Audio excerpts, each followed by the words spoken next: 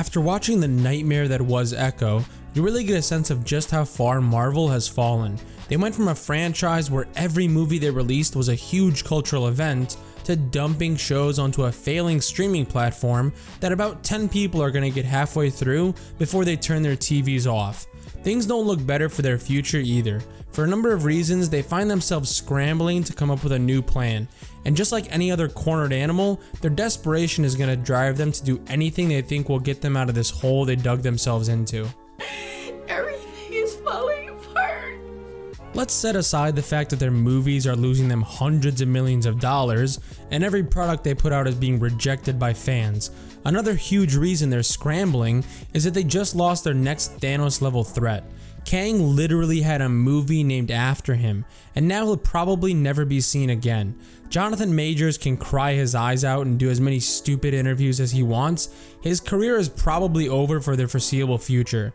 At the very least, his time in the MCU is over, and that leaves Marvel panicking at the prospect of rushing another villain into the story. Just imagine how terrible that villain is going to be if Kang, whose arc they supposedly mapped out, sucked that much.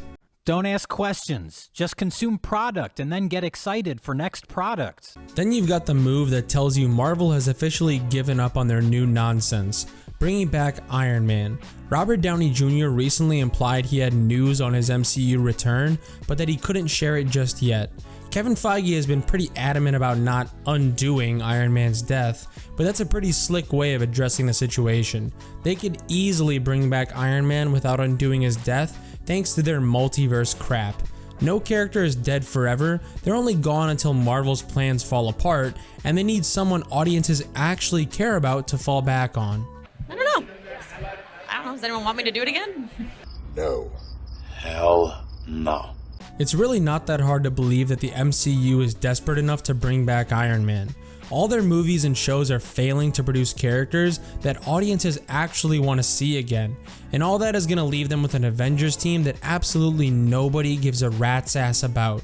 Really not a stretch to believe they'd beg RDJ to come back and save their dumpster fire of a franchise.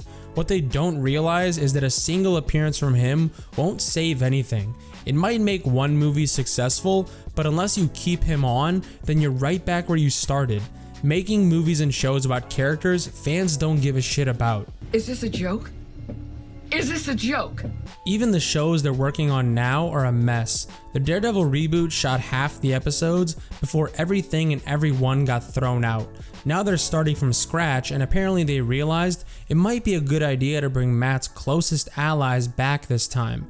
Not sure what moron thought it was a good idea to ditch them, but clearly mistakes are being corrected this time around. Of course, that's an optimistic way of looking at it, because in reality they probably just thought, hey, it would be much easier to use these already developed side characters instead of trying to come up with some of our own, because, you know, we're not good at this whole writing thing. Now you might be asking yourself, if they're not good at writing TV shows and movies, why are they in charge of doing that? Be careful, asking logical questions like that are how you get labeled a racist or a misogynist, or whatever made up label these weirdos learned in their Feminism 101 class. Go fuck yourself. However you want to look at it, Marvel is failing and has been for a while now. Their movies lose hundreds of millions of dollars. The TV shows they shamefully dump onto Disney Plus are watched by absolutely nobody. Their next Thanos level threat is a better villain in the real world than he was on screen.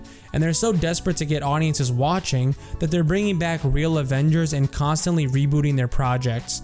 It's genuinely sad how poorly Marvel has handled things after Endgame, and it's resulted in a global franchise turning into a money-sucking disaster.